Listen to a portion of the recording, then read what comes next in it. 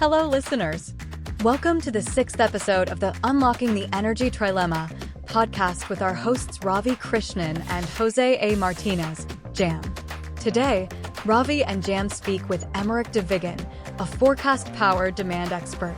Emeric is VP Power at Kpler after the acquisition of Corey, a data and analytics company he founded.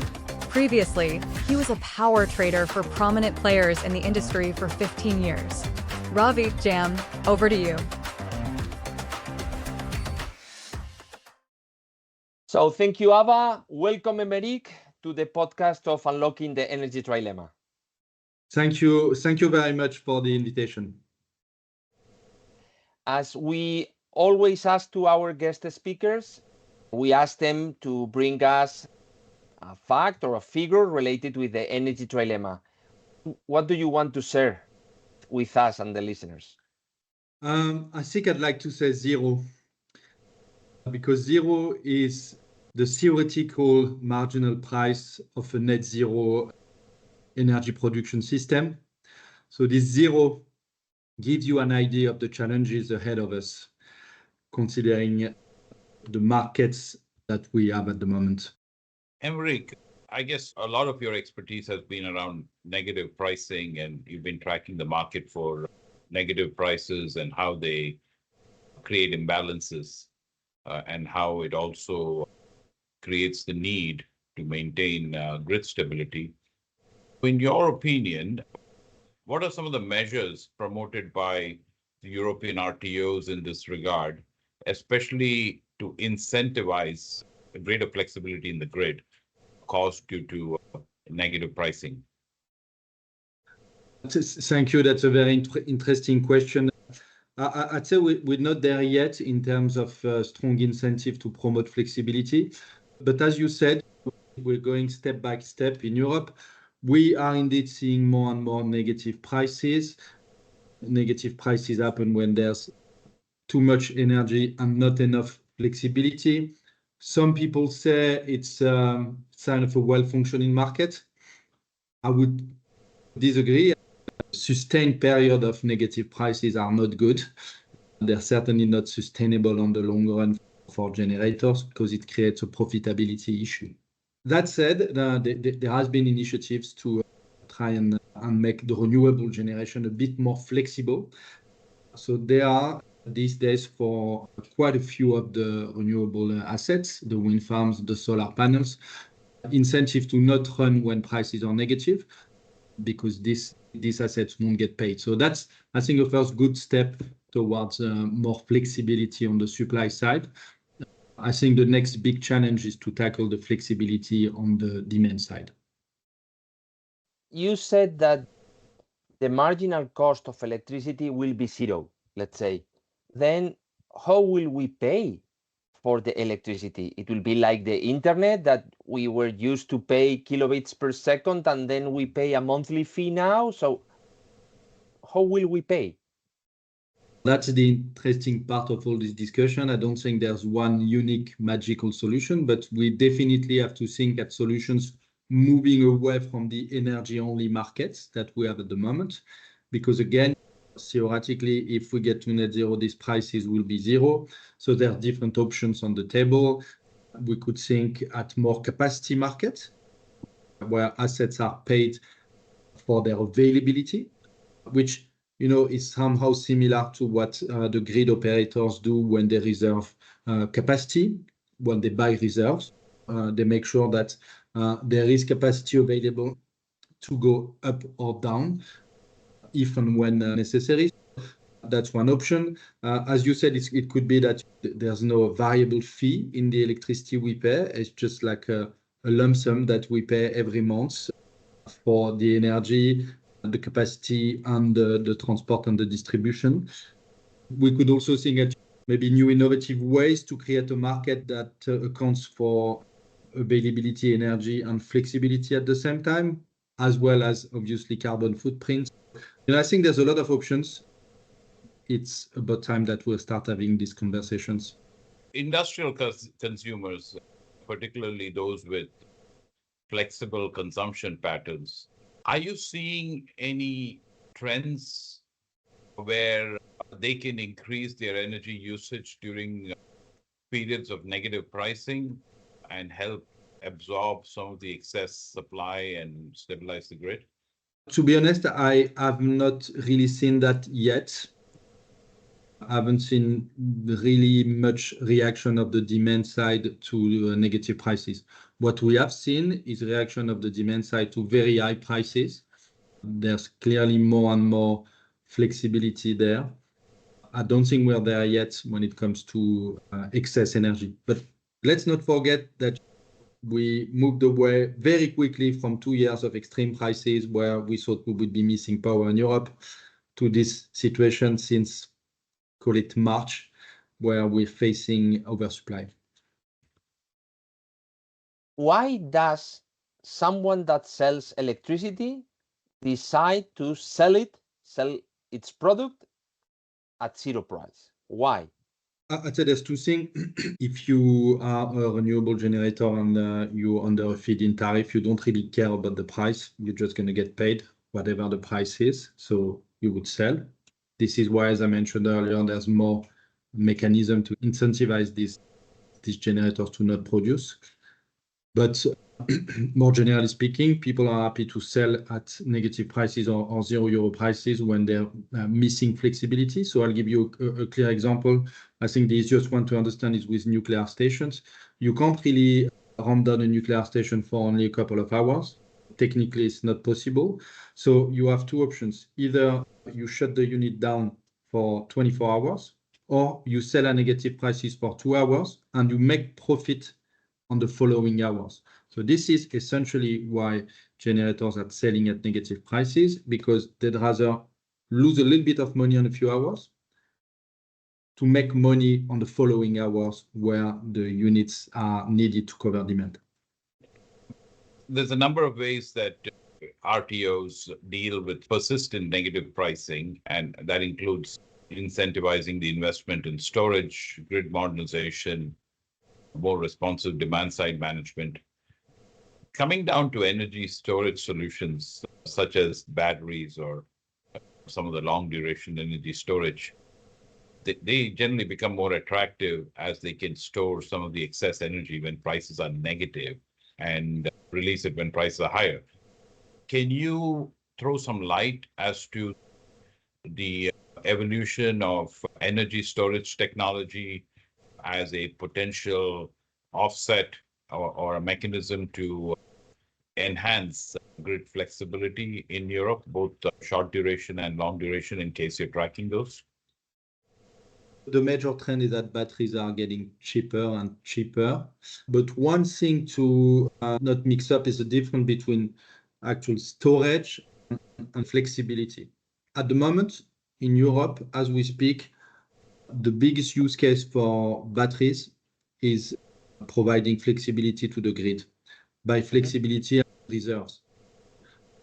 I don't want to go into all the details, but the TSOs have to make sure that they can switch something on if there's a big unit that goes offline, or they can lower the output of a station in case for any reason the demand is much lower than expected or the wind is much higher than expected.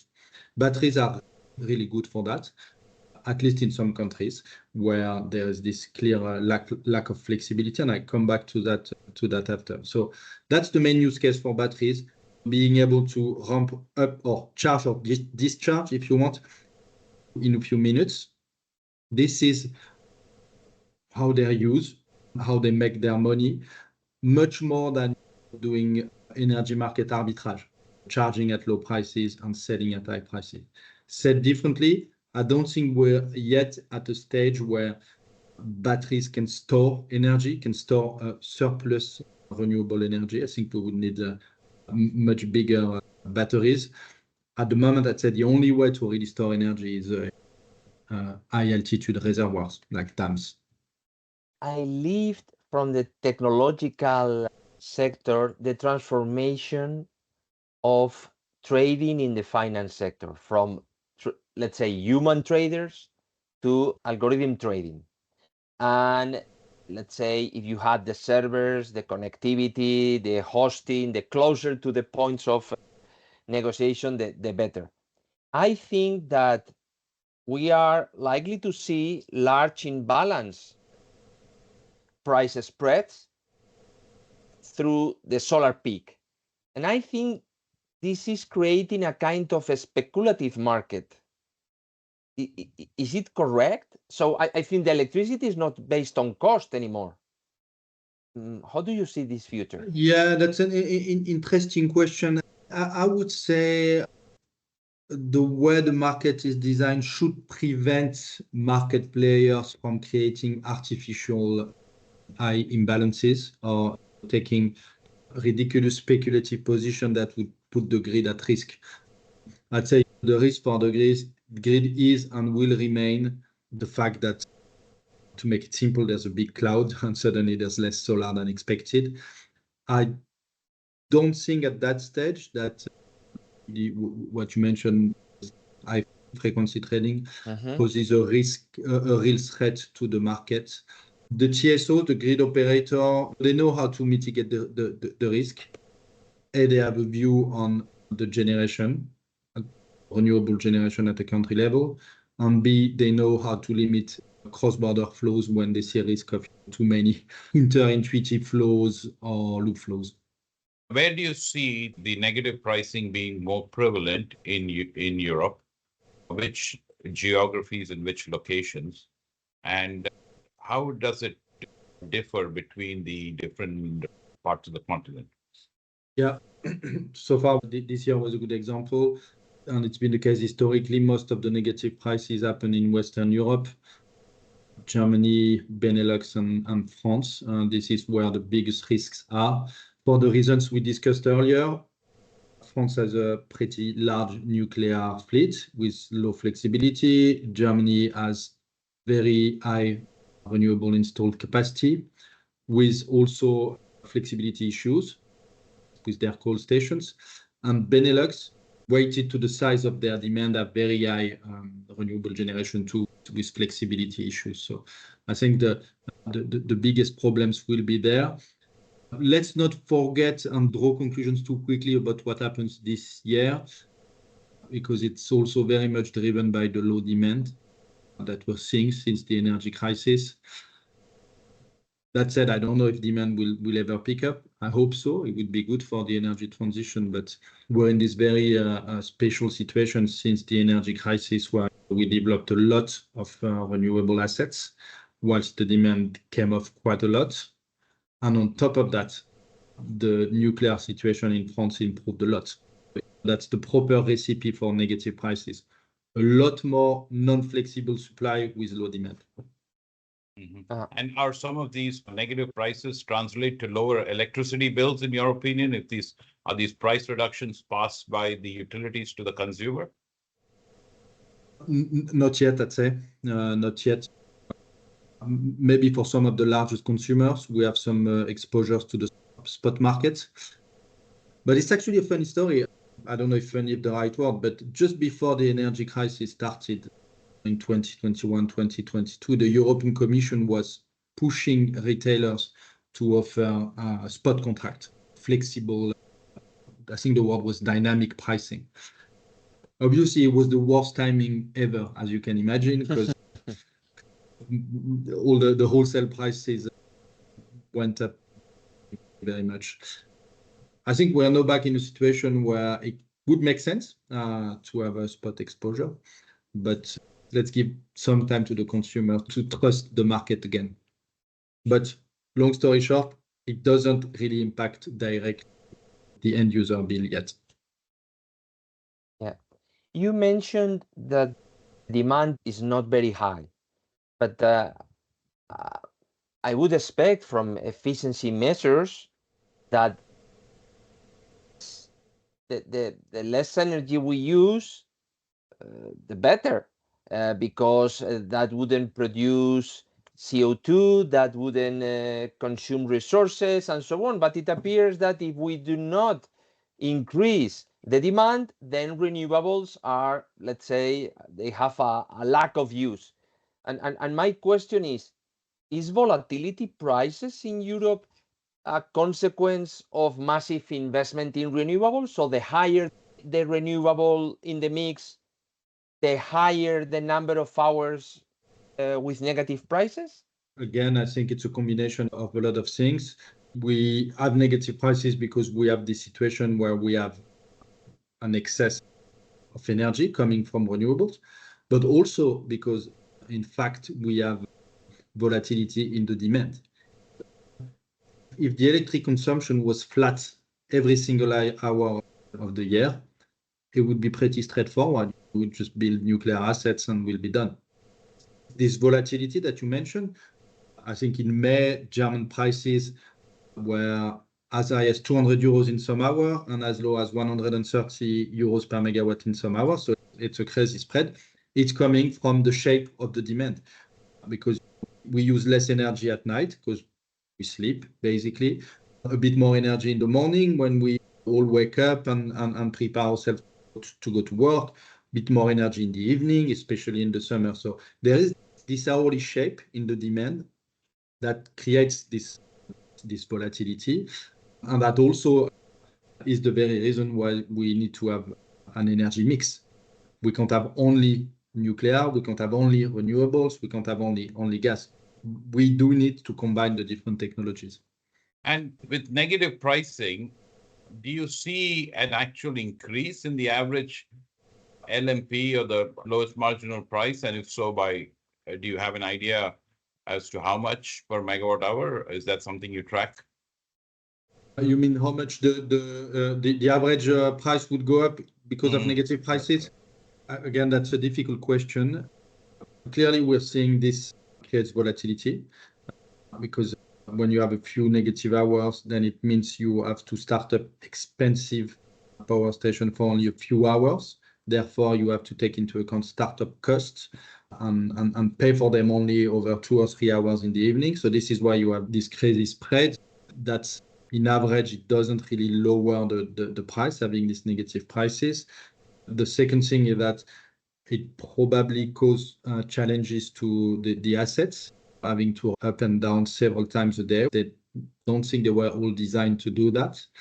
And the last thing is that whenever the grid operators foresee risk of negative prices, they have to find reserves, and sometimes they have to pay up for the reserves. So I don't think negative prices ultimately are great news for the consumer. I don't think that will get them to pay their electricity a lot lower. Last question, if you want.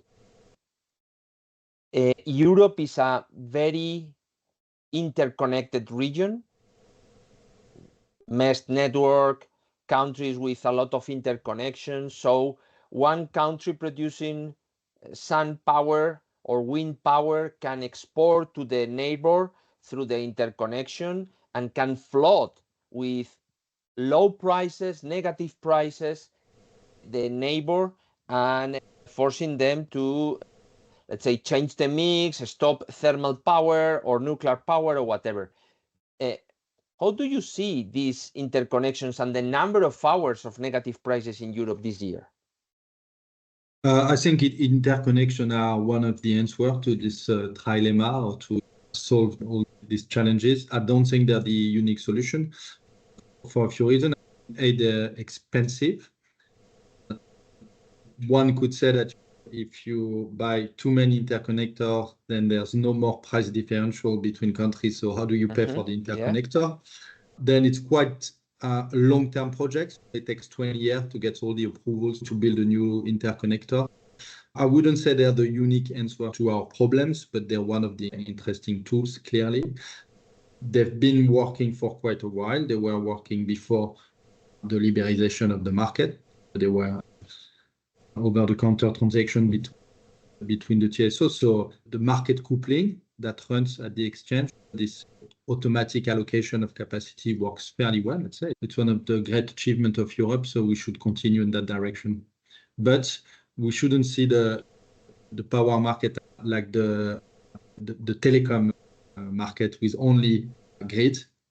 There's the grid, it's an important point, but there's also what you inject into the grid that matters. Fantastic. Emeric, let us close with a common question to all the guests. If you had a magic wand to unlock the energy trilemma, what would you do? What would you ask to unlock it? If I had a magic wand, I'd make sure that all the people could sit around the table without any dogma and put numbers in front of their ideas and their scenarios so that we can come up with an ideal solution in terms of carbon footprint, but also cost. Because the worst that can happen to Europe or any country, making the energy transition unaffordable. And then we would have lost it both ways because we won't reach our target and the continent will be bankrupt. All right. Emeric, thank you so much for your time. It's been a very interesting discussion. We covered a lot of ground. And likewise, thank you. Yeah, and we look forward to your participation in future discussions such as this. And to our viewers, thank you very much for tuning in. Thank you. Thank you very much. Emeric. Cheers. Bye-bye. We hope you liked this conversation. Because in the next episode, Ravi and JAM will speak with Mike Caravaggio, Thermal and Hydro Fleet Director at Kpler.